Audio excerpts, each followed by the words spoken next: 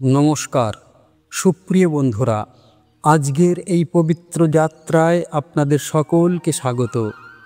সকল কৃষ্ণ ভক্তের কাছে আমাদের অনুরোধ, আসুন আমরা সবাই মিলে পরম করুণাময় কৃষ্ণের কাছে প্রার্থনা করি। হে কৃষ্ণ, যে ভক্ত আজ এই অমৃতবাণী শুনছেন তাদের সকলের জীবনে তোমার অপার করুণা বর্ষিত হোক। তুমি কি কখনো ভেবেছ, আমি তো কাউকে ঠকাইনি, কারো ক্ষতি করিনি, তবে কেন বারবার কষ্ট আসে আমার জীবনে? এটাই হলো ভালো মানুষের বাস্তবতা।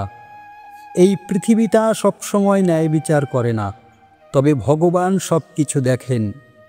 শ্রীকৃষ্ণ বলেন, ভালো মানুষকে আমি কষ্ট দিই, কারণ আমি জানি সে সেই কষ্ট সহ্য করতে পারবে এবং সেটার মধ্যেই তার আত্মা আরও বিকশিত হবে।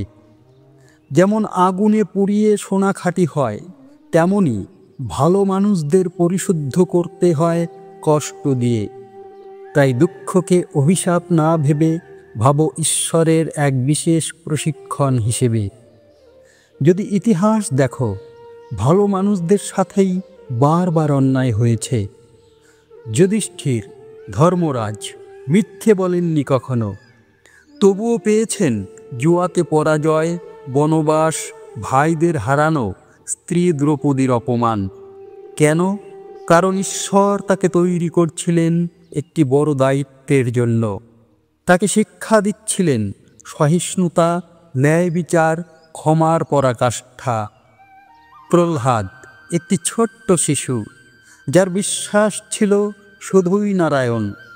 তার বাবাই তাকে হত্যা করতে চেয়েছিল, তবুও সে ভয় পায়নি, কারণ ঈশ্বর তার সাথে ছিলেন। ভালো মানুষ মানে দুর্বল নয়, ভালো মানুষ মানে যারা ঈশ্বরের সবচেয়ে আপন। তুমি যদি ভালো হও তবুও কষ্ট পাও, তবে মনে রেখো, এই জন্মই সব কিছু নয়। ভগবান গীতায় বলেছেন, প্রত্যেক কর্মের একটি ফল আছে, কখনো এই জন্মে, কখনো পরের জন্মে। আজকের দুঃখ হয়তো আগের কোনো ভুল কর্মের প্রতিফলন। ভালো মানুষদের ঈশ্বর সবসময় পরীক্ষা নেন, তারা কষ্টের মাঝেও তাকে মনে রাখতে পারেন কিনা। অনেক সময় ঈশ্বর চুপ থাকেন, কিন্তু তার নীরবতাও একটি শিক্ষা। তিনি দেখেন তুমি বিশ্বাস হারাও কিনা। যেমন শিক্ষক পরীক্ষার সময় নীরব থাকেন, ঠিক তেমনি ঈশ্বর নীরব থাকেন আমাদের জীবনের পরীক্ষার সময়। আমরা ভাবি ভালো মানুষদের কষ্ট হয় কারণ তারা দুর্বল, আসলে ঠিক তার বিপরীত। ভালো মানুষদের কষ্ট হয় কারণ তাদের সহ্য শক্তি আছে। তারা প্রতিশোধ নয়, ক্ষমা বেছে নেয়। তারা হার মানে না, নীরবে এগিয়ে যায়। রামচন্দ্র, যিনি 14 বছরের বনবাসেও শান্ত ছিলেন, কারণ তিনি জানতেন দুঃখের পরেই আসে সম্মান। ভালো মানুষরা কাঁদে কিন্তু ভাঙে না, তাদের চোখে অশ্রু থাকে কিন্তু হৃদয়ে থাকে শক্তি। এই শক্তিই পৃথিবীকে বদলে দেয়। বন্ধুরা, যদি তুমি ভালো হও তবে কষ্ট আসবেই, কারণ ঈশ্বর তার সবচেয়ে কঠিন পথ দেন তার সবচেয়ে প্রিয় সন্তানদের। আপনি ভালো মানুষ, তাই আপনার ওপর দায়িত্ব বেশি। আপনি ভালো, তাই দুনিয়ার নেতিবাচকতা আপনাকে আঘাত করে। তবে মনে রেখো, ঈশ্বর কখনো ভালো মানুষদের পরাজিত করেন না। তারা একটু দেরিতে জয় পান, কিন্তু সেই জয় হয় চিরস্থায়ী। তারা একটু দেরিতে জয় পান, কিন্তু সেই জয় হয় চিরস্থায়ী। আজ আপনি কষ্টে আছেন, তবে নিজেকে প্রশ্ন করুন, আমি কি সত্যিই পরাজিত, নাকি ঈশ্বর আমাকে আরও শক্ত হতে শেখাচ্ছেন? যদি এই কথা তোমার হৃদয়ে লেগে যায়, তবে আর কেঁদো না। মনে রেখো, তুমি ভালো, তাই তোমাকে ঈশ্বর নির্বাচিত করেছেন। তোমার দুঃখ তোমার সম্মানের পথ। বন্ধুরা, এখন আমরা এমন এক সত্যের মুখোমুখি হব, যেটা অনেকেই অনুভব করেন কিন্তু কেউ মুখে বলেন না। আমার সঙ্গে এত খারাপ হচ্ছে কেন? আমি কি ভুল কিছু করেছি? ভগবান কি আমায় ভুলে গেছেন? এই প্রশ্নগুলো আমাদের মনকে ভেঙে দেয়। আমরা তখন ভাবি, ভালো থাকার কী বা দাম আছে? কিন্তু শ্রীকৃষ্ণ গীতায় বলেছেন, যা হচ্ছে তা ভালোই হচ্ছে, যা হবে তাও ভালো হবে, তুমি শুধু তোমার কর্তব্য পালন করো। অর্থাৎ ঈশ্বরের দৃষ্টিতে ভালো এবং মন্দ বলে কিছু নেই। তার পরিকল্পনা আমাদের চেয়ে বড়। তিনি জানেন কার জীবনে কি প্রয়োজন আর কবে সেই প্রয়োজন পূরণ হবে। তুমি যদি বুঝতে না পারো তাও বিশ্বাস করো। আমরা বুঝতে পারি না বলে ভাবি ঈশ্বর ভুল করেছেন, কিন্তু ভগবান বলেন, যে জিনিস তুমি বুঝতে পারো না সেই জায়গাতেই তোমার বিশ্বাস জন্মায়। বিশ্বাস মানে হলো চোখে না দেখেও মেনে নেওয়া। বিশ্বাস মানে ঈশ্বর চুপ থেকেও পাশে আছেন এই অনুভব করা। যখন আকাশে মেঘ জমে তখন ওই বৃষ্টি আসে, তেমনি জীবনে যখন সব কিছু অন্ধকার লাগে তখন ওই ঈশ্বর আলো আনেন। যে কাঁটা বিদ্ধ করে সেই কাঁটাতেই ফুটে ওঠে ফুল। তুমি যদি ভাবো কেন আমি বারবার হারাচ্ছি, তবে যেন তুমি হারাচ্ছ না, তুমি গড়ে উঠছ। একজন ভালো মানুষের জীবনে যত কষ্ট আসে তার ভেতরের শক্তি ততটাই বেড়ে যায়। দ্রৌপদী একদিকে পাণ্ডব পত্নী, অন্যদিকে রাজসভায় লাঞ্ছিত, তবুও সে নিজের আত্মসম্মান হারায়নি, কারণ সে জানত ভগবান কৃষ্ণ আমার পাশে আছেন, আমি একা নই। ভালো মানুষদের কষ্ট ঈশ্বরের এক যন্ত্রণা নিরাময় পদ্ধতি। ভালো মানুষরা কখনো অন্যকে কষ্ট দেয় না, তারা নিজের বুকেই যন্ত্রণা চেপে রাখে। ঈশ্বর জানেন এই মানুষগুলো দুনিয়াকে বদলাতে পারে, তাই তিনি তাদের কঠিন সময়ের ভেতর দিয়ে নিয়ে যান। যেমন একজন কুমোরের হাতে মাটি ঘুরতে ঘুরতে একসময় রূপ নেয় একটি সুন্দর পাত্রে, তেমনি ভালো মানুষের জীবনও ঘুরতে ঘুরতে একদিন হয়ে ওঠে ঈশ্বরের তৈরি শ্রেষ্ঠ সৃষ্টি। কষ্ট যখন আসে তখন ভেঙে পড়ো না, নীরবে বলো, আমি প্রস্তুত। তুমি ভালো মানুষ হলে তোমার ধৈর্যই তোমার আসল শক্তি। শ্রীকৃষ্ণ বলেন, তুমি কিছু হারাওনি, আমি শুধু তোমাকে প্রস্তুত করছি আরও বড় কিছু পাওয়ার জন্য। তাই আজ যদি কষ্ট আসে, মনে রেখো সেটা শাস্তি নয়, এটা প্রশিক্ষণ। ঈশ্বর তোমাকে ভাঙছেন না, তোমাকে গড়ছেন। মনে রেখো, কাঁদবে না, প্রশ্ন করবে না, শুধু বলো, আমি জানি ঈশ্বর আছেন, আমি শুধু একটু ধৈর্য ধরব। বন্ধুরা, আমরা প্রায়শই ভাবি ভালো মানুষরা সব সময় কষ্ট করে, তারা কি কখনো জয় পায় না? এই প্রশ্নটা আমরা মুখে বলি না, কিন্তু হৃদয়ের গভীরে থাকা একা একা অনেকবার করি। ভালো মানুষরা শাস্তি পায়, অন্যায়ের প্রতিবাদ করলেও লাঞ্ছনা পায়, কারো উপকার করলে বদলে যায় অবিশ্বাস। তবে মনে রেখো, ভালো মানুষের জয় তাৎক্ষণিক হয় না, তাদের জয় হয় নীরব, ধীর কিন্তু গৌরবময়। শ্রীকৃষ্ণ বলেন, জয় মানে রাজ্য নয়, শান্তিই আসল জয়। গীতায় শ্রীকৃষ্ণ অর্জুনকে যুদ্ধের জন্য প্রেরণা দিলেন, কিন্তু তার বার্তা শুধুই জয়ের জন্য ছিল না।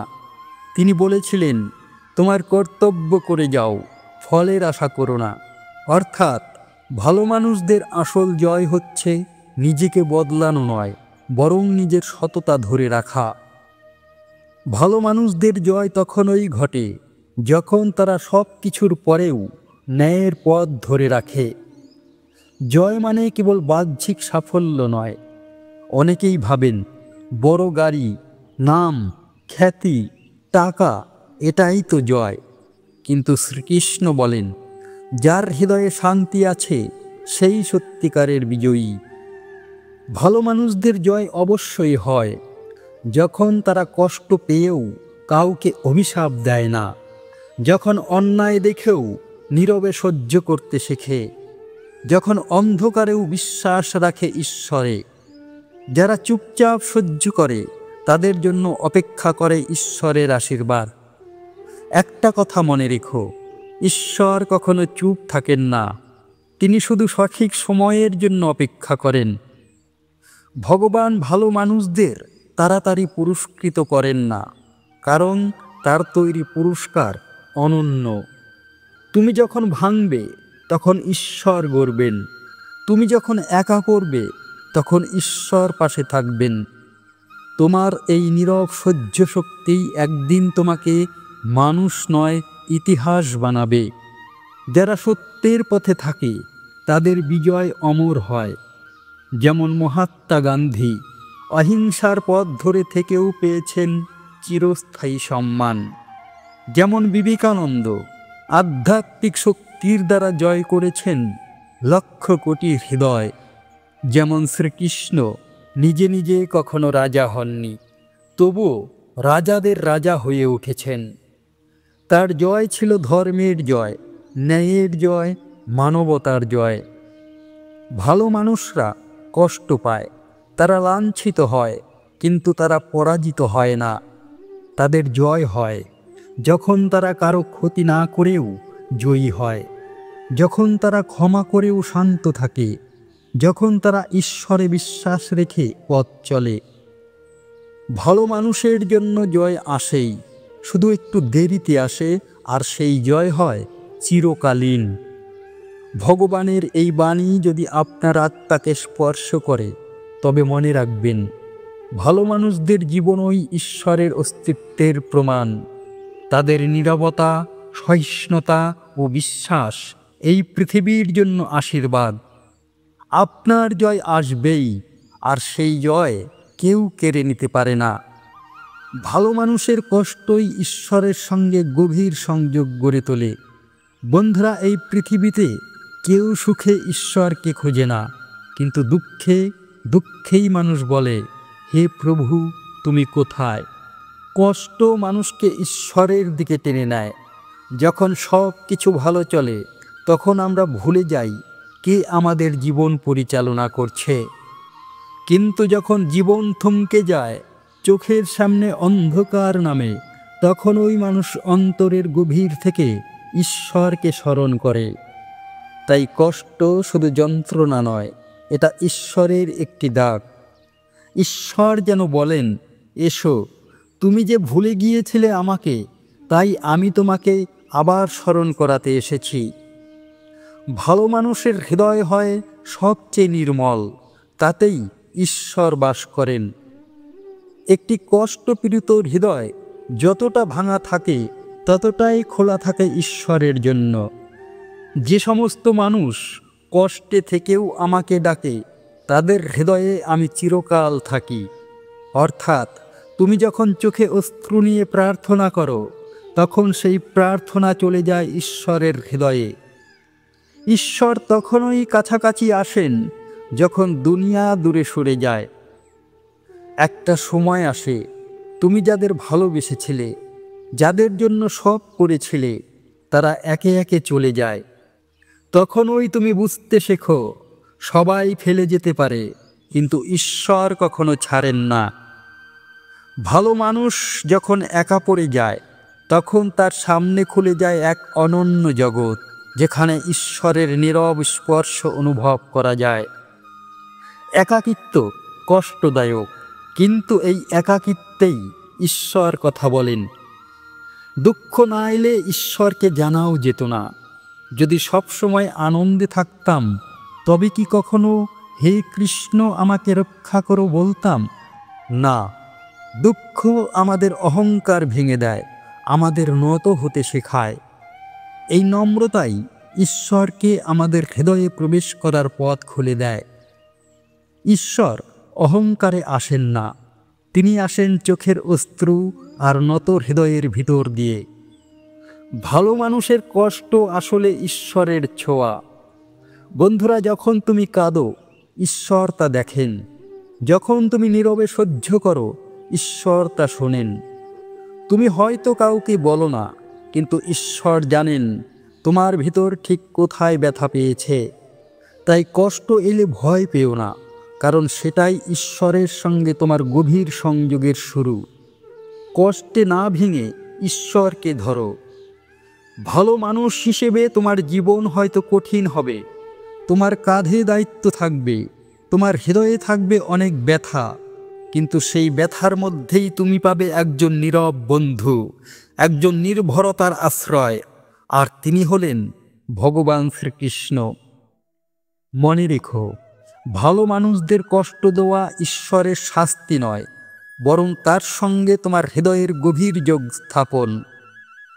বন্ধুরা, শ্রীকৃষ্ণের এই বাণী যদি আপনাকে নিজের সঙ্গে আরও গভীরে ঈশ্বরের সঙ্গে যুক্ত করে, তবে কষ্ট আসুক, আপনি বলবেন, হে প্রভু, আমি কাঁদছি না, আমি প্রস্তুত তোমার আশ্রয়ে, তোমার পথে। বন্ধুরা, তুমি যদি ভালো হও, তবে একটা জিনিস বিশ্বাস করো, তুমি কখনো একা নও। তোমার জীবন যতই অন্ধকার হোক না কেন, তুমি যতই ভাবো সব শেষ, ঠিক তখনই আড়ালে কোনো এক শক্তি তোমার জন্য আশীর্বাদের দরজা তৈরি করছে। এই শক্তিই হলেন ভগবান শ্রীকৃষ্ণ।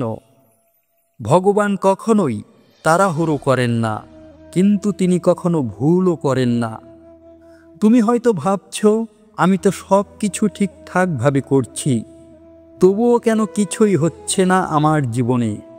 কারণ ঈশ্বর সব সময় সঠিক সময়ের অপেক্ষা করেন। তিনি জানেন এই মুহূর্তে যদি তিনি কিছু দেন, তুমি হয়তো সেটা ধারণ করতে পারবে না। তাই তিনি ধৈর্যের পরীক্ষা করেন, তোমার বিশ্বাস পরীক্ষা করেন। আর যখন তুমি ধৈর্য হারাও না, তখনই তিনি এমনভাবে আশীর্বাদ দেন যা শুধু তোমার জন্যই তৈরি। আশীর্বাদ সবসময় চিৎকার করে আসে না, অনেক সময় আসে নীরবে। একদিন তুমি হয়তো রাত জেগে কেঁদেছ, ভেবেছিলে সব শেষ হয়ে গেছে, কিন্তু কি জানো, সেই রাতে ঈশ্বর চুপি চুপি বসেছিলেন তোমার পাশে। তুমি ঘুমিয়ে পড়ার পর তিনি তৈরি করেছিলেন তোমার ভবিষ্যতের পথ। তুমি দেখোনি, বোঝোনি, কিন্তু তিনি কাজ করে গেছেন। এইভাবেই ঈশ্বর ভালো মানুষদের জন্য কাজ করেন, গোপনে, নিঃশব্দে, নিখুঁতভাবে। যখন কিছুই ঘটে না, তখন ওই সবচেয়ে বড় কিছু তৈরি হয়। তুমি যদি ভাবো আমার জীবনে কিছুই হচ্ছে না, তবে বুঝে নাও এই শূন্যতা মানে প্রস্তুতি চলছে। শ্রীকৃষ্ণ বলেন, তুমি অপেক্ষা করো, আমি তোমার জন্য এমন কিছু তৈরি করছি যেটা তুমি কল্পনাও করনি। ঠিক যেমন কৃষক বীজ বপনের পর অপেক্ষা করে, তেমনি ঈশ্বরও বপন করেন তোমার ভবিষ্যতের বীজ। তুমি দেখছো না মানে কিছু হচ্ছে না তা নয়। আশীর্বাদ আসার আগে সবসময় এক দীর্ঘ নীরবতা থাকে। তুমি যেখানেই যাও, আশীর্বাদ তোমার জন্য অপেক্ষা করছে। ভালো মানুষদের জীবন হয়তো দেরিতে বদলায়, তবে যেদিন বদলায় সেই পরিবর্তন হয় স্থায়ী, বিশাল এবং অলৌকিক। হয়তো তুমি একটা চাকরি হারিয়েছিলে যেটা তোমাকে ভেঙে দিয়েছিল, কিন্তু কয়েক মাস পরে তুমি এমন একটি পথে চলে গেলে যেখানে তোমার প্রতিভা ফুলের মতো ফুটে উঠল। হয়তো একটা সম্পর্ক ভেঙে গিয়েছিল যেটাকে তুমি তোমার সব কিছু ভেবেছিলে, কিন্তু সেই ভাঙনের পরে ঈশ্বর এমন কাউকে পাঠালেন যার ভালোবাসা নিঃস্বার্থ ছিল। এটাই ঈশ্বরের আশীর্বাদ। সব কিছু গোপনে ঘটে, তোমাকে আরও শক্তিশালী, জ্ঞানী ও পরিণত করে। ঈশ্বরের আশীর্বাদ সবসময় গোপনে আসে, প্রকাশ পায় সময় হলে। তুমি যদি সত্যিই ভালো মানুষ হও, তবে ঈশ্বর তোমার জন্য কাজ করছেন, তুমি তা জানো বা না জানো।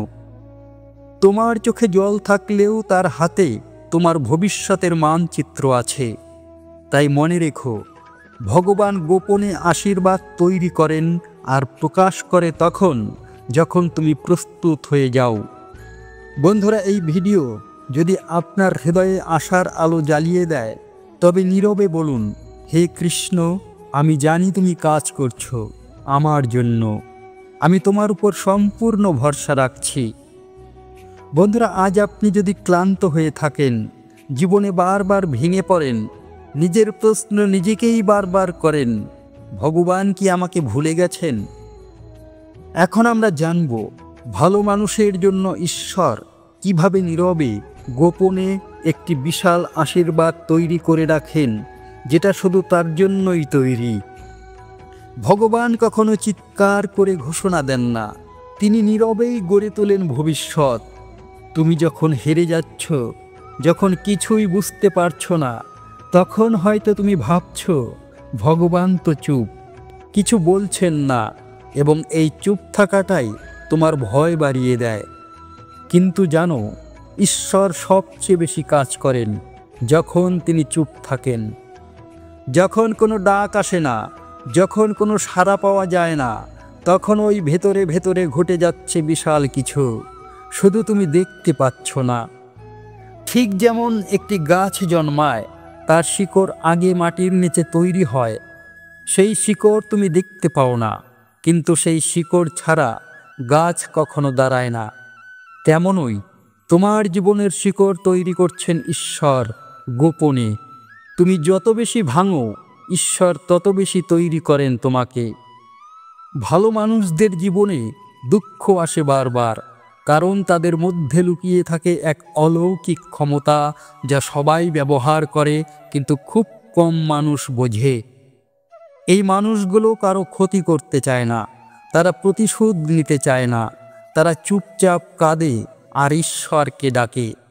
এই নীরব কান্না, এই ভেতরের নিষ্পাপ আহ্বান ভগবানের হৃদয় পর্যন্ত পৌঁছে যায়, এবং তখন তিনি বলেন, তুমি শুধু অপেক্ষা করো, আমি এমন কিছু আনছি যেটা তোমার সমস্ত চোখের জলের মূল্য ফেরত দেবে।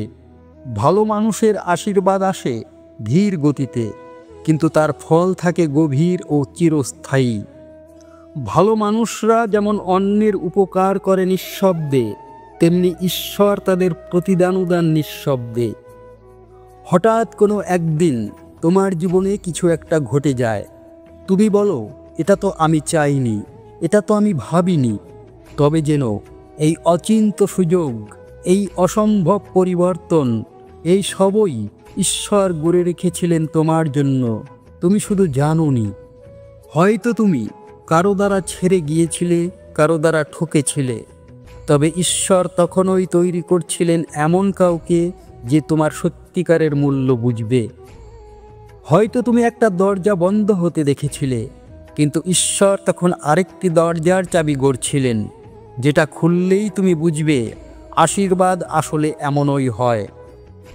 আশীর্বাদ মানে টাকা নয়, জনপ্রিয়তা নয়, আশীর্বাদ মানে ঈশ্বরের শান্তি। অনেকেই ভাবে, যদি ভগবান আমাকে আশীর্বাদ করতেন তবে আমি ধনী হতাম, বিখ্যাত হতাম। কিন্তু শ্রীকৃষ্ণ বলেন, যে অন্তরে শান্তি আছে সেই আসল ধনী, আর যে নিজের শক্তিকে হারায় না সেই আসল জয়ী। তুমি যদি নিজের ভেতরের সৎ মানুষটিকে বাঁচিয়ে রাখো, তবে সেটাই তোমার বড় আশীর্বাদ। কারণ এই দুনিয়া চমকপ্রদ, তবে ঈশ্বরের দেওয়া শান্তি তা একবার পেলে আর কিছুতেই অশান্ত হও না। ভালো মানুষদের দেরিতে ফল দেওয়া হয়, কারণ তাদের ফল হয় বৃহৎ। বন্ধুরা, মনে রেখো, ঈশ্বর কখনো তাড়াহুড়ো করেন না, তারা অপেক্ষা করেন তুমি পরিপক্ক হও, তুমি কাদামাটির ভেতর থেকেও আলো খুঁজে পাও। তুমি যদি বিশ্বাস না হারাও, তবে তিনি তোমার জন্য খুলে দেন এমন এক দরজা যেটা অন্য কেউ চিনতেও পারে না।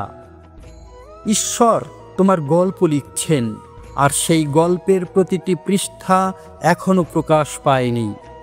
তুমি শুধু অপেক্ষা করো, বিশ্বাস রাখো, কারণ ভালো মানুষের গল্প শেষ হয় না, শেষের আগেই ঈশ্বর ঢুকে যান গল্পে। বন্ধুরা, তুমি যদি এখনো ভাবো আমি তো ভালো, তবুও কিছুই হচ্ছে না, তবে বিশ্বাস করো, তোমার নামের পাশে ঈশ্বর এক অদৃশ্য আশীর্বাদ লিখে রেখেছেন।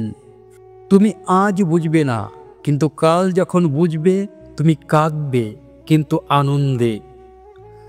বন্ধুরা, এই দুনিয়ায় একটা জিনিস খুব অবমূল্যায়িত, ভালো মানুষের নীরবতা। তারা চিৎকার করে প্রতিবাদ করে না, তারা কষ্ট পেলে গালি দেয় না, তারা প্রতিশোধ নেয় না, তারা চুপ করে থাকেন। আর মানুষ ভাবে ও তো দুর্বল। কিন্তু না, এই নীরবতা দুর্বলতা নয়, এই নীরবতা হলো ঐশ্বরিক শক্তি। শ্রীকৃষ্ণ নিজে ছিলেন নীরবতার শক্তির সর্বোচ্চ উদাহরণ। কুরুক্ষেত্র যুদ্ধের আগে শ্রীকৃষ্ণ স্বয়ং কারোর পক্ষ নিয়ে যুদ্ধ করলেন না, তিনি অস্ত্র হাতে নিলেন না। তিনি শুধু বলেছিলেন, আমি তোমার সারথি হব, তুমি লড়ো, আমি পথ দেখাবো। এই নীরব শক্তি ছিল ভয়ঙ্কর। তিনি যুদ্ধ করলেন না, তবুও তিনিই নির্ধারণ করলেন কার জয় হবে। এটাই হলো নীরবতার আসল রূপ, যেখানে তুমি কিছু না বলেও সব বদলে দিতে পারো। ভালো মানুষের নীরবতা মানেই সব কিছু সহ্য করা নয়, বরং শক্তির সংরক্ষণ। তুমি যদি নীরবে থাকো, তবে তুমি দুর্বল নও, তুমি নিজের শক্তিকে অপচয় করো না। পৃথিবীতে সবচেয়ে বেশি শক্তিশালী সেই ব্যক্তি যে কষ্ট পেয়ে প্রতিশোধ নেয় না, বরং ক্ষমা করে, যে অপমানিত হয়েও শান্ত থাকে, কারণ সে জানে সত্য একদিন নিজেই কথা বলবে। তোমার এই নীরবতা একদিন এমন জোরে প্রতিধ্বনি দেবে যে দুনিয়া স্তব্ধ হয়ে যাবে। নীরব মানুষরাই গভীর হয়, কারণ তারা ঈশ্বরের কাছাকাছি। একটা কথা মনে রেখো, যারা চুপচাপ থাকে তারা অল্প বোঝে না, তারা গভীরভাবে বোঝে। যারা চুপ করে সহ্য করে তারা শুধু সময়ের ওপর ভরসা রাখে না, তারা ঈশ্বরের ওপর বিশ্বাস রাখে। তোমার এই নীরবতা, তোমার কান্নার জল, তোমার নিজেকে না জাহির করার ইচ্ছা, এই সব কিছুই তোমার আত্মাকে বিশুদ্ধ করে তোলে। আর সেই বিশুদ্ধ আত্মার কাছেই ঈশ্বর আসেন। নীরব মানুষরা অন্তরের সঙ্গে সংযুক্ত, তার অন্তরের ভেতরেই বাস করেন ভগবান। যে নিজেকে সব সময় ব্যাখ্যা করতে চায় না, সে জানে ভগবান জানেন আমি কে। যে অন্যের দ্বারা কষ্ট পেয়ে চুপ করে থাকে, সে জানে ভগবান সব দেখছেন। এই বিশ্বাসই নীরব মানুষদের করে তোলে অদৃশ্য পাহাড়ের মতো শক্তিশালী। তারা বাইরে ক্লান্ত, ভেতরে অগ্নিশক্তি। তারা চুপচাপ এগিয়ে চলে, তাদের পেছনে কোনো ভিড় থাকে না, তবে ঈশ্বর থাকেন। নীরবতা দিয়ে জয় করা যায়, যা শব্দ দিয়ে কখনো সম্ভব নয়। ভালো মানুষরা কাঁদে কিন্তু চিৎকার করে না, তারা কষ্ট পায় কিন্তু অভিশাপ দেয় না। তাদের শক্তি হল সহ্য শক্তি, নম্রতা, ঈশ্বর বিশ্বাস, আত্মসম্মান। তারা জানে একদিন যারা অবজ্ঞা করেছে তারা নিজের চোখে দেখতে পাবে আমি নীরব থেকেও জয় করেছি। কারণ ঈশ্বর তাদের পাশে ছিলেন একটি কথাও না বলে। ভালো মানুষের নীরবতা সময়ের আগে না বলে সময়ের পরে ধনী হয়ে ফিরে আসে। তোমার প্রতিটি সহ্য করা ক্ষণ, প্রতিটি চোখের জল, প্রতিটি অপমানের মুহূর্ত সব রেকর্ড হয়ে যাচ্ছে ঈশ্বরের কৃপায়। আর ঠিক সময় এলে তোমার নীরবতা এমনভাবে চিৎকার করবে যে সারা দুনিয়া শুনবে, এই মানুষটা চুপ ছিল কিন্তু তার হৃদয়ে ঈশ্বর বাস করতেন। বন্ধুরা, আজ যদি আপনি অনেক কষ্টের মধ্যেও শান্ত থাকেন, তবে মনে রাখবেন আপনার নীরবতা দুর্বল নয়, এটা হচ্ছে ঐশ্বরিক শক্তির প্রকাশ। আপনার এই নীরবতাই একদিন আপনাকে করে তুলবে অপরাজেয়, সম্মানিত, ঈশ্বরের সবচেয়ে প্রিয়। বন্ধুরা, একটা প্রশ্ন আমরা সকলেই জীবনে কখনো না কখনো করেছি। ভালো মানুষদের জীবন এত কঠিন কেন? কেন তাদের পথেই কাটা থাকে? যারা সব সময় ভালো চায় তারাই সবচেয়ে বেশি কাঁদে কেন? উত্তর হয়তো একটাই, ভালো মানুষদের কাটার পথই ঈশ্বরের তৈরি করা সেরা রাস্তা। কেন জানো? কারণ ঈশ্বর চান তুমি শুধু পৌঁছও না, তুমি গড়ে ওঠো, তৈরি হও, দৃঢ় হও। ভগবান শ্রীকৃষ্ণ কখনো সহজ রাস্তা দেখান না, তার পথ সবসময় প্রস্তুতির। গীতায় শ্রীকৃষ্ণ বলেন, যে কঠিন পথ বেছে নেয় তাকে আমি নিজের হাতে ধরে পথ দেখাই।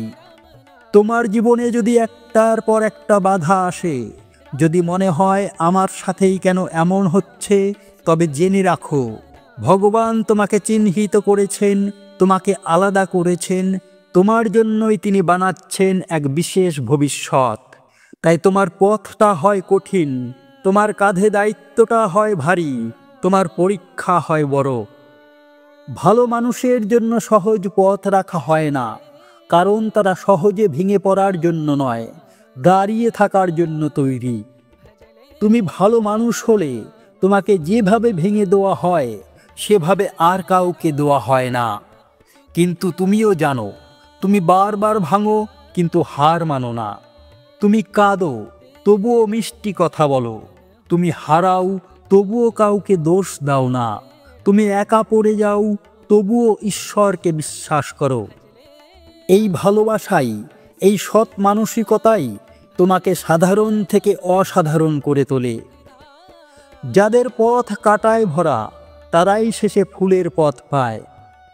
ভালো মানুষদের জীবনের কাঁটা মানেই ব্যর্থতা নয়, ওটাই ভবিষ্যতের জন্য তৈরি হয়।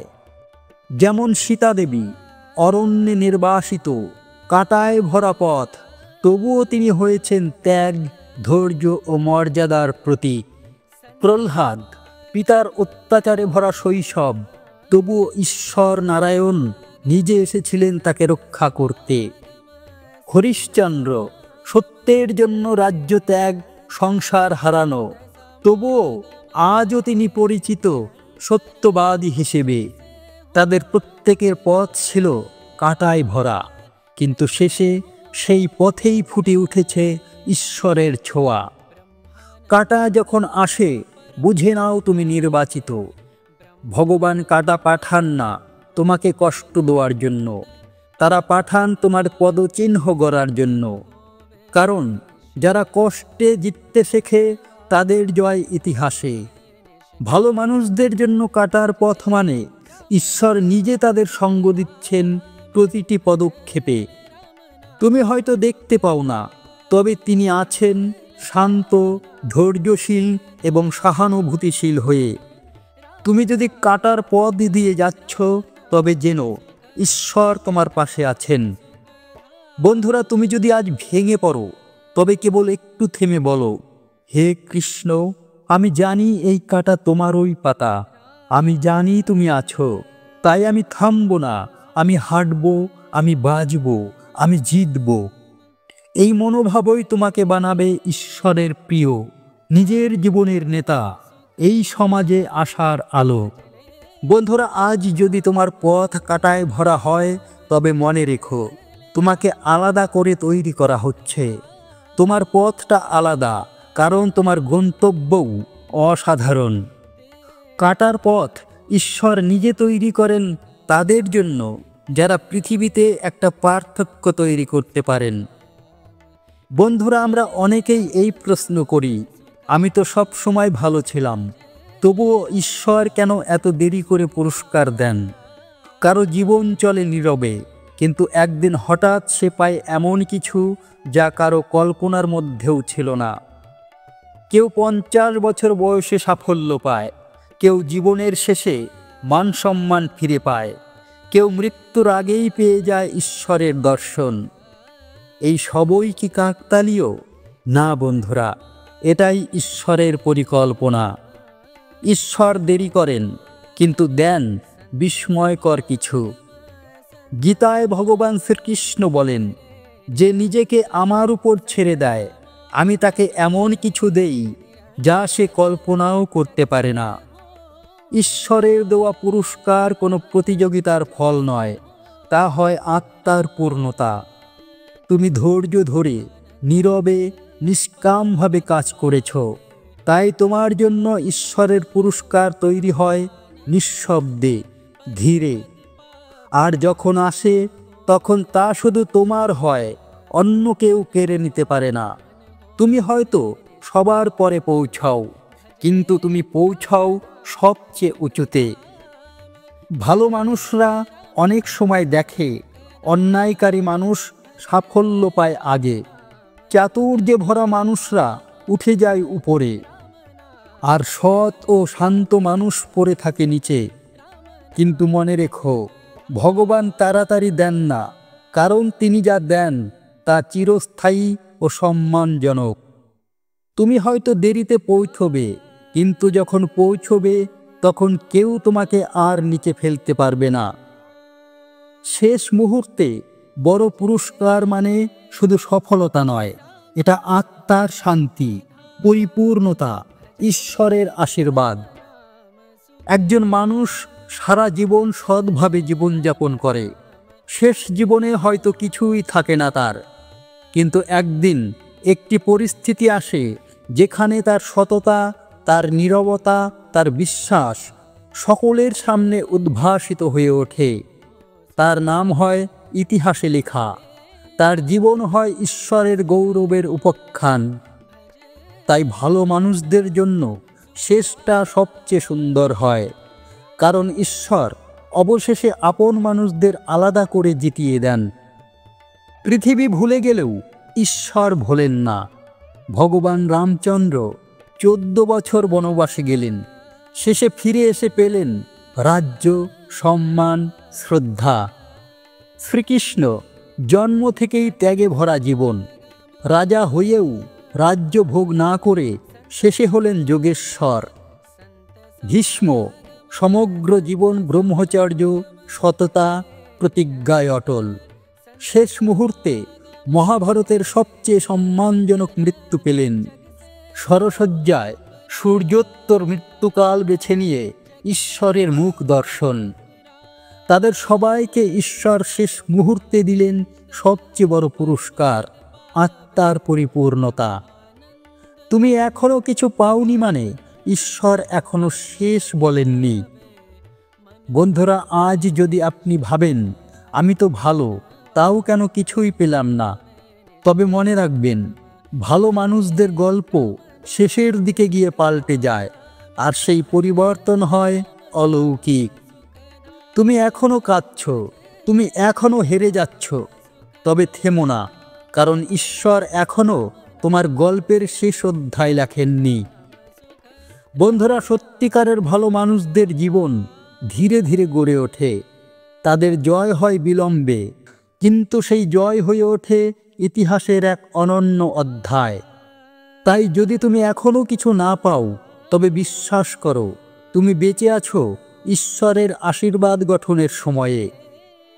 বন্ধুরা, তোমার চারপাশের সবাই যদি সাফল্যের চূড়ায় পৌঁছে যায় আর তুমি এখনও নিজের পথ খুঁজে না পাও, তবে মনে রেখো, যারা দেরিতে যেতে তাদের জয় হয় অনেক গভীর, অনেক স্থায়ী।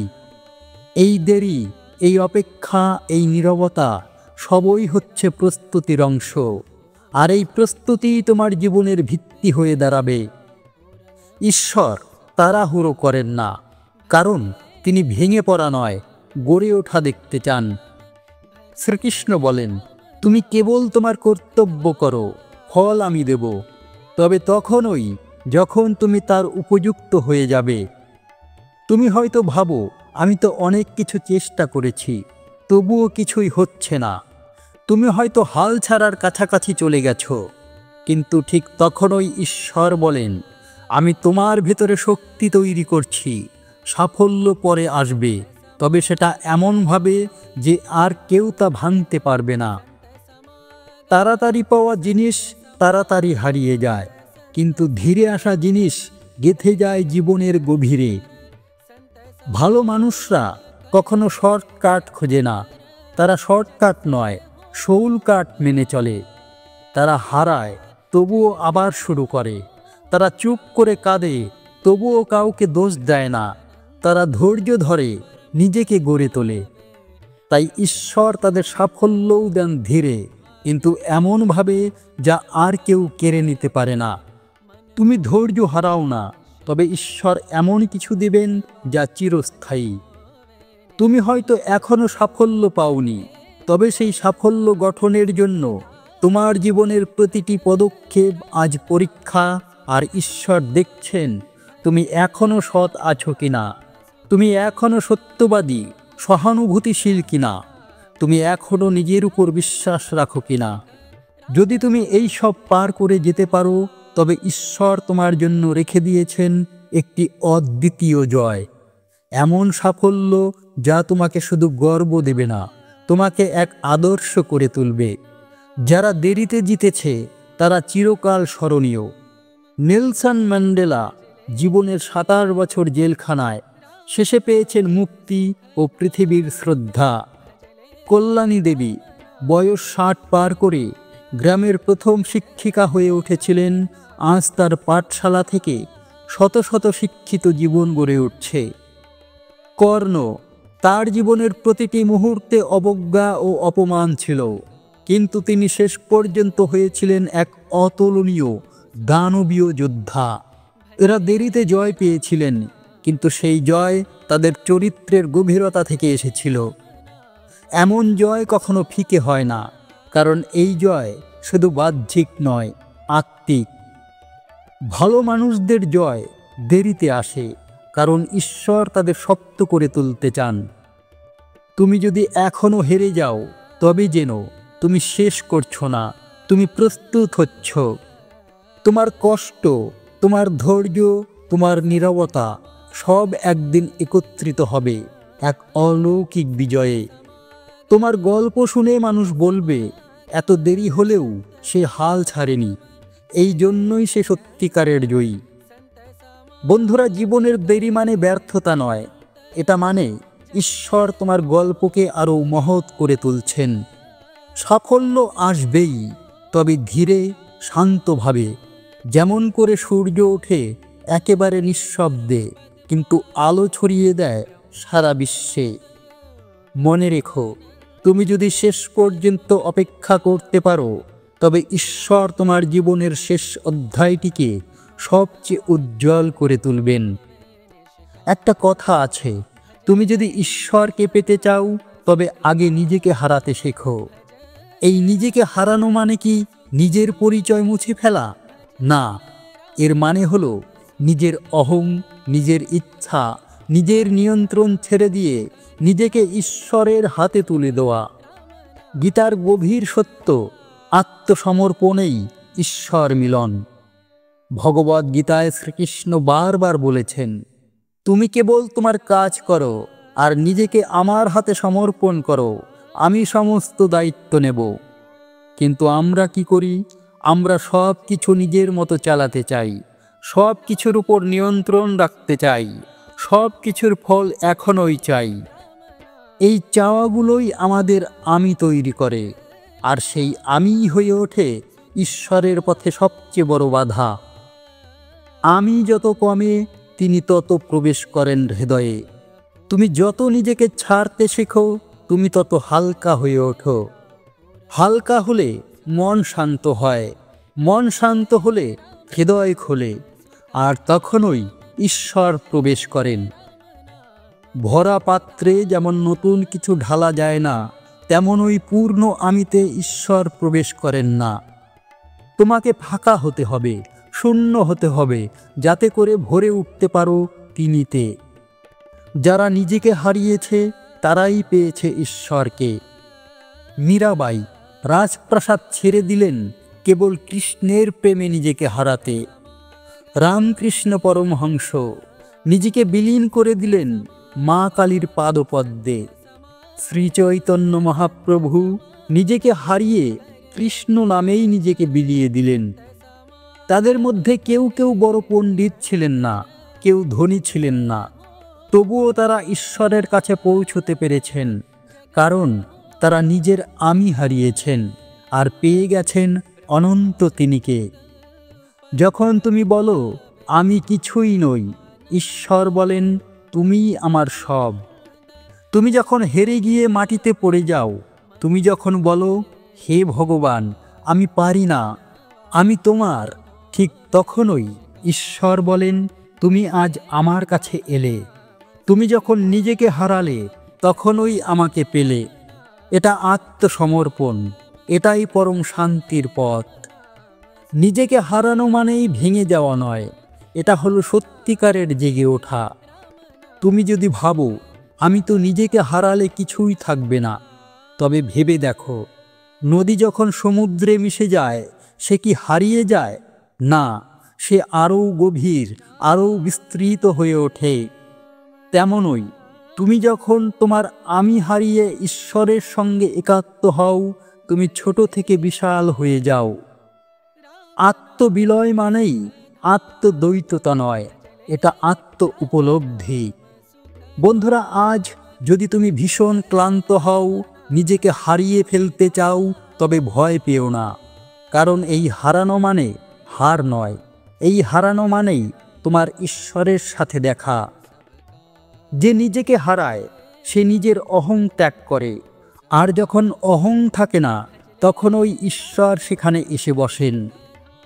নিজের হাত ছাড়ো, ঈশ্বরের হাত ধরো, তাহলেই তুমি পাবে সেই অনন্ত শান্তি যেটা পৃথিবীর কিছুই দিতে পারে না। বন্ধুরা, আমরা সবাই জীবনের কোনো না কোনো সময়ে এমন মুহূর্তের মুখোমুখি হই যখন আমরা ঈশ্বরকে ডাকি, আশা করি তিনি উত্তর দেবেন, কিন্তু উত্তর আসে না। শুধু নীরবতা, একটা দীর্ঘ গভীর নীরবতা। আর আমরা ভাবি, ভগবান কি আমাকে শুনছেন না? তিনি কি আমার প্রার্থনায় বিরক্ত? তিনি কি আমাকে ছেড়ে গেছেন? না বন্ধু, এই নীরবতা মানে তার অনুপস্থিতি নয়, বরং এই নীরবতায় তার গভীর উপস্থিতি। গীতায় শ্রীকৃষ্ণ বলেন, যা নীরব তাও আমি। গীতার 10ম অধ্যায়ে ভগবান বলেন, মৌনম চৈবাস্মি গুহ্যনাম, নীরবতার মধ্যেও আমি আছি।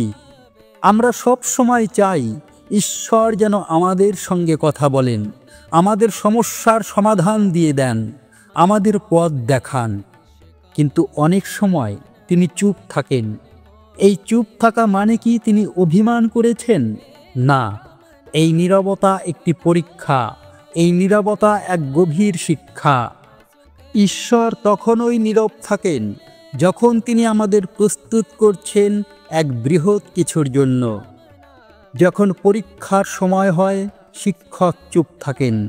ঠিক তেমনি তুমি যখন জীবনের পরীক্ষায় আছো, ভগবান চুপ থাকেন।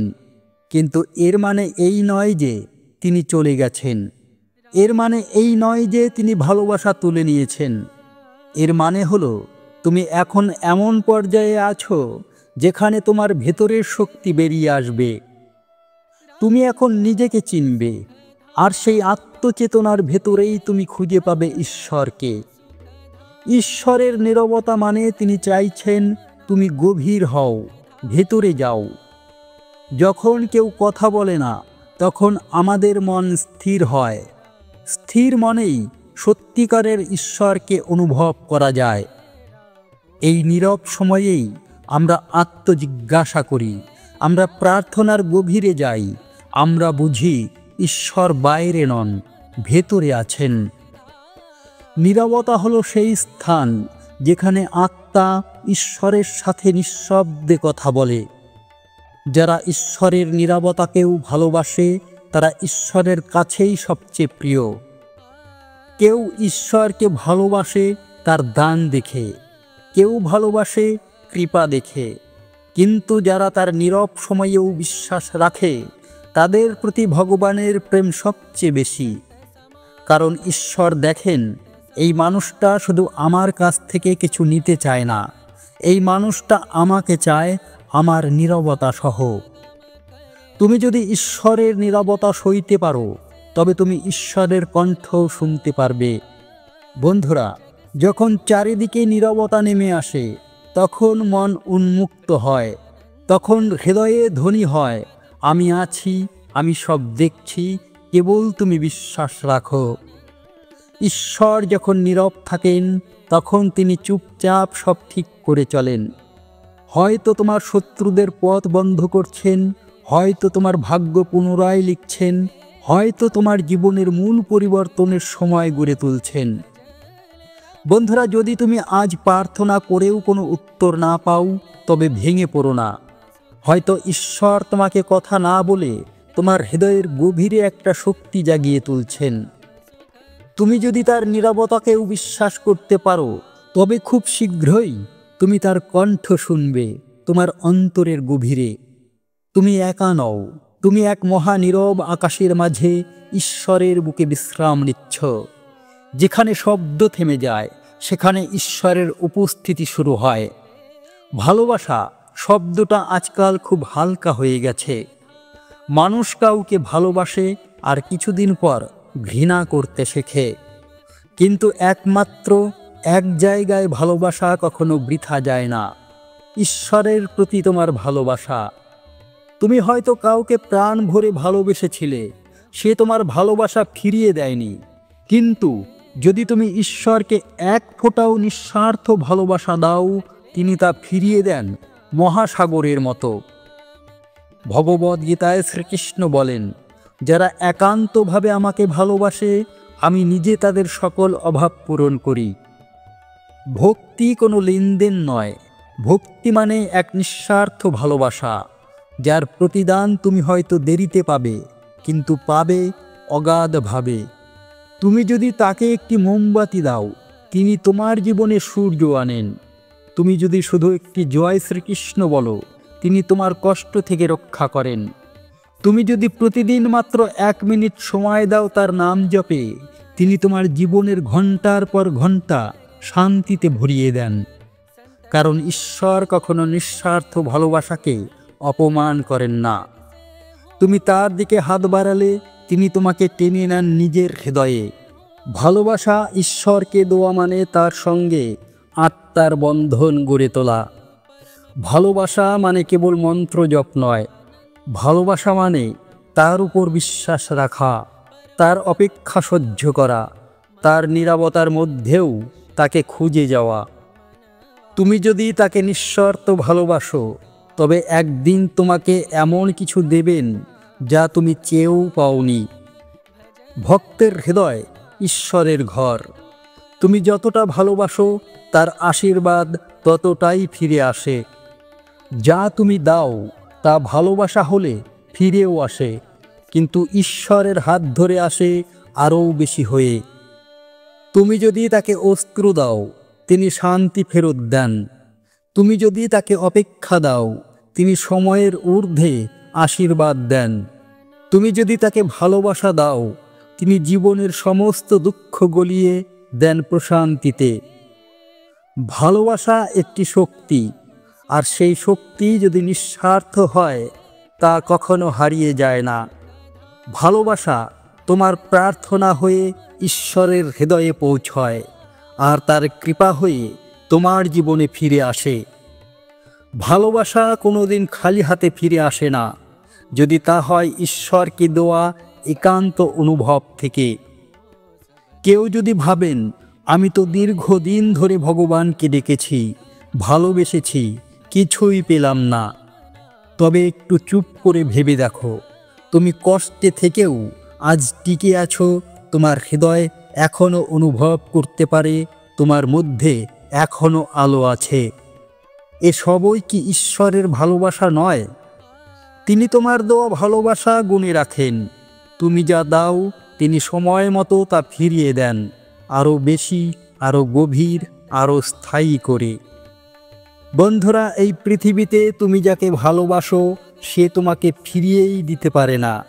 তুমি ভেঙে পড়ো, নিঃস্ব হয়ে যাও, কিন্তু ঈশ্বর তোমার ভালোবাসাকে ফিরিয়ে দেন বিশ্বাস, সহানুভূতি আর আশীর্বাদে পূর্ণ করে। তুমি তাকে ডাকো প্রতিদিন, তোমার দুঃখের দিনেও তাকে ভালোবাসো। একদিন তিনি আসবেন, হয় তোমার চোখের জলে, নয় তোমার জীবনের অলৌকিক পরিণতিতে। তুমি যেটুকু ভালোবাসা ঈশ্বরকে দাও, তিনি তা ফিরিয়ে দেন সহস্র গুণে, ভক্তিতে, কৃপায়, চিরকালীন শান্তিতে। বন্ধুরা, আমরা যখন খুব কষ্টে থাকি আমাদের হৃদয় ঈশ্বরকে ডাকে, ভগবান এই একটা জিনিস দাও, শুধু এইটুকু চাই। তখন আমরা ভাবি, ঈশ্বর তো সর্বশক্তিমান, তিনি চাইলে এখনই দিতে পারেন, তাহলে তিনি দিচ্ছেন না কেন? এই না পাওয়া, এই প্রতীক্ষা, মনে হয় ঈশ্বর যেন নির্লিপ্ত, দূরে কোথাও চুপ করে আছেন। কিন্তু এই নীরবতা, এই দেরি একটি বিশাল রহস্য লুকিয়ে রাখে। গীতার বাণী, যা তোমার উপযুক্ত তা সময় মতোই আসে। ভগবদ্গীতায় শ্রীকৃষ্ণ বলেন, যে যা চায় আমি তাকে তাই দিই, কিন্তু তখন যখন সে তা ধারণ করার যোগ্য হয়। ঈশ্বর প্রার্থনা কখনোই বাতিল করেন না, তিনি তা ধরে রাখেন, গঠন করেন আর সঠিক সময়ে সঠিক আকারে তা ফিরিয়ে দেন। কারণ ঈশ্বর শুধু তোমার চাওয়া শোনেন না, তিনি তোমার ভবিষ্যৎও দেখেন। দুটো কারণেই প্রার্থনা সাথে সাথে পূর্ণ হয় না। এক, তুমি তখনও প্রস্তুত নও। তুমি হয়তো আজও চাও একটি সম্পর্ক, একটি চাকরি, একটি স্বপ্ন পূরণ অথবা মানসিক শান্তি, কিন্তু ঈশ্বর জানেন এই মুহূর্তে তা তোমার জীবনে এলে তুমি হয়তো সামলাতে পারবে না। হয়তো তুমি আত্মবিশ্বাসহীন, হয়তো তোমার ধৈর্য অল্প, হয়তো তুমি এখনো ভাঙার মতো দুর্বল। তখন ঈশ্বর বলেন, আমি দিচ্ছি, কিন্তু আগে তোমাকে গড়ছি। 2, ঈশ্বর তোমার প্রার্থনাকে আরও সুন্দর করে ফিরিয়ে দিতে চান। তুমি হয়তো 10 চাইছো, কিন্তু ঈশ্বর তোমাকে 100 দিতে চান। তুমি হয়তো কেবল পথ চাইছো, কিন্তু ঈশ্বর তোমাকে সেই পথের আলো, ছায়া, শান্তি সব কিছু দিচ্ছেন, তবে ধীরে, ধৈর্যের পরীক্ষা নিয়ে। ভক্তের প্রার্থনা শুধু পূরণ হয় না, তা ঈশ্বরের হাতে পূর্ণ হয়ে ওঠে। প্রার্থনার ফল দেরিতে আসে মানে তা গভীরভাবে আসবে। দ্রুত উত্তর সবসময় সঠিক উত্তর হয় না। বৃষ্টির আগে যেমন মেঘ জমে, পূর্ণিমার আগে যেমন চাঁদ ধীরে ধীরে বড় হয়, তেমনি প্রার্থনার পূর্ণতাও ধীরে ধীরে আসে। আর যখন আসে তখন তা এমন সুন্দর হয় যে তুমি বলবে, ভালোই হয়েছে তখন পাইনি, আজ যা পেয়েছি তা অনেক বেশি। ঈশ্বর প্রার্থনা পূরণ না করে প্রথমে তোমাকে পূর্ণ করেন। এই পৃথিবীতে সব কিছু পাওয়ার আগে তোমাকে তৈরি হতে হয়। ঈশ্বর আগে তোমার হৃদয়কে প্রসারিত করেন, তোমার মনকে স্থির করেন, তোমার বিশ্বাসকে দৃঢ় করেন। তারপর তিনি বলেন, এখন তুমি প্রস্তুত, এখন আমি তোমার প্রার্থনাকে আশীর্বাদে রূপ দিচ্ছি। তুমি ধৈর্য ধরো, তবে যা পাবে তা শুধু চাওয়া নয়, তা হবে ঈশ্বরের দেওয়া। প্রার্থনার উত্তর কখনোই না হয় না, হয় সেটা এখনোই নয়, নয়তো আমি তোমার জন্য আরও ভালো রেখেছি। যখন তুমি ঈশ্বরকে চাও, তিনি শুধু তোমার চাওয়া নয়, তোমার চেতনার দিগন্তটাও বদলে দেন। তুমি যদি সেই প্রতীক্ষার পরীক্ষায় উত্তীর্ণ হও, তবে তুমি শুধু প্রার্থনার ফল নয়, তার কৃপা লাভ করো। আজ যদি মনে হয় ভগবান আমাকে শুনছেন না, আমি তো অনেক বললাম, কিছুই পেলাম না, তবে মনে রেখো, তুমি দেখছো কেবল আজকের প্রার্থনা, কিন্তু ঈশ্বর দেখছেন তোমার সমস্ত জীবনের কাহিনী। তুমি যা চেয়েছো তা হয়তো আজ পাবে না, কিন্তু কাল পাবে, আর সেই কাল এমন সুন্দর হবে যে তুমি নিজেই ঈশ্বরের নীরবতাকে ধন্যবাদ দেবে। তোমার প্রতিটি প্রার্থনা সঠিক সময়ে সঠিকভাবে পূর্ণ হবে, কারণ ঈশ্বর দেরি করেন কিন্তু দেন অপার, অপরিমেয়ভাবে। বন্ধুরা, তুমি কি কখনো ভেবেছ যারা সৎ, সত্যভাষী, ভক্ত, তাদের জীবনেই কেন এত কষ্ট? তারা তো অন্যায় করে না, তারা তো প্রতিদিন ভগবানের নাম নেয়, তবে ঈশ্বর কেন তাদের এত দুঃখ দেন? এই প্রশ্নটা তোমার, আমার, আমাদের সবার, এবং এই প্রশ্নের উত্তর আছে তোমার ওই চোখের জল, তোমার হৃদয়ের ভক্তিতে। গীতা আমাদের বলে, দুঃখ আসে আত্মাকে শুদ্ধ করতে। শ্রীকৃষ্ণ গীতায় শেখান, সুখ দুঃখে সমত্ব বুদ্ধি রাখো, কারণ দুটোই ক্ষণস্থায়ী। কেবল কর্তব্যে অটল থাকো, তাহলেই মুক্তি। ঈশ্বর কখনো কাউকে কষ্ট দিয়ে শাস্তি দেন না, বরং ঈশ্বর আমাদের ভালোবাসেন, তাদের তিনি ভেতর থেকে গড়েন, দুঃখের আগুনে পুড়িয়ে শুদ্ধ করেন। যেমন সোনা আগুনে পুড়ে খাঁটি হয়, তেমনি আত্মা দুঃখে পড়ে পবিত্র হয়। ভক্তের জীবন ফুলে মোড়া নয়, তা ঈশ্বরের পরীক্ষায় গড়া এক আত্মার যাত্রা। সত্যিকারের ভক্তরা পাপের পথ ছেড়ে ভক্তির পথে হাঁটে। সেই পথ মসৃণ নয়, বরং সেই পথেই সবচেয়ে বেশি কাটা, বাধা, অপমান। কারণ ভগবান দেখতে চান তুমি কি শুধু আনন্দে ভক্তি করো, নাকি কান্নার মাঝেও তার নাম জপতে পারো। তুমি কি শুধু প্রাপ্তিতে বলো জয় শ্রীকৃষ্ণ, নাকি হারানোর মাঝেও বলো তোমার যা ইচ্ছে। দুঃখ আসলে ঈশ্বরের ডাক, আরও কাছে এসো। ভক্তের জীবনে দুঃখ মানেই ঈশ্বর বলছেন তুমি এখন আমার খুব কাছে এসেছ। তুমি আর কারো উপর নির্ভর করতে পারছো না, তুমি কেবল আমার উপরই ভরসা রাখছ। ভক্ত যখন দুঃখে পড়ে কান্না করে, তখন ভগবান নীরবে তার হৃদয়ে এসে বসেন। সবচেয়ে বড় ভক্তরাই পেয়েছেন সবচেয়ে বড় দুঃখ। মীরাবাই সারা জীবন বিষপান, অপমান সহ্য করেছেন, তবু বলতেন আমি কৃষ্ণ ছাড়া কিছুই চাই না। ভীষ্ম সত্যবাদী, প্রতিজ্ঞাবদ্ধ, অথচ জীবন শেষ করলেন সরসজ্জায়। শেষ নিঃশ্বাসেও বললেন হে প্রভু, তোমার ইচ্ছাই শেষ সত্য। মা সীতা ভগবান রামের পত্নী, তবুও বনবাস, অগ্নি পরীক্ষা, প্রজাদের সন্দেহ, সব কিছু নিঃশব্দে মেনে নিয়েছেন। ঈশ্বরের সবচেয়ে প্রিয় মানুষরা জীবনের সবচেয়ে কঠিন পরীক্ষায় উত্তীর্ণ হয়। ভক্তের দুঃখ মানে ঈশ্বর তাকে গড়ে তুলছেন তার কৃপার পাত্র হিসেবে। তুমি যখন কান্না করো, ভগবান তা বোঝেন। তুমি যখন হাল ছাড়তে চাও, তিনি তোমার হৃদয় ছুঁয়ে যান। তুমি যদি সব হারিয়েও তার নাম না ছাড়ো, তবে তিনি তোমাকে এমন কিছু দেন যা কারো কাছেই নেই, এক অটুট সম্পর্ক ঈশ্বর ও ভক্তের মধ্যে। ভক্তির সেরা রূপ দেখা যায় তখন যখন হৃদয় ভেঙে যায় কিন্তু বিশ্বাস অটল থাকে। বন্ধুরা, আজ যদি তোমার মনে হয় আমি তো ভালো, তবু কেন এত কষ্ট, তবে জেনে রেখো ভগবান তোমাকে বেছে নিয়েছেন, তুমি তার কাছের মানুষ। তোমার মাধ্যমে তিনি গড়ে তুলছেন এমন এক আত্মা যা পৃথিবীর সব পাপ, সব ব্যথা, সব পরীক্ষা জয় করতে পারবে।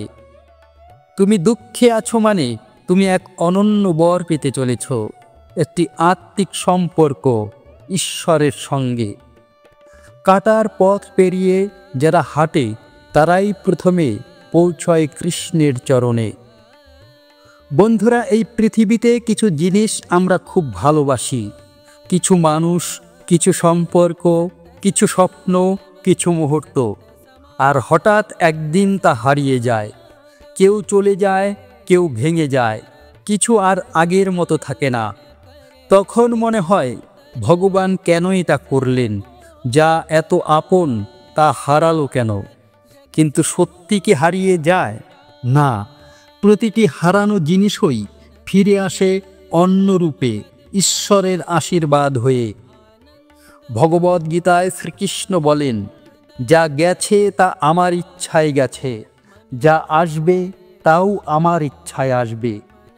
তুমি যা হারালে সেটার পেছনে একটা গভীর পরিকল্পনা ছিল। ঈশ্বর শুধু এখনটা দেখেন না, তিনি দেখেন তোমার আগামী জীবন, আত্মার প্রকৃত পথ। বন্ধুরা, আজ এই পর্যন্তই। ঈশ্বরের অপার করুণা আপনাদের সবার জীবন পূর্ণ করুক। জয় শ্রীকৃষ্ণ।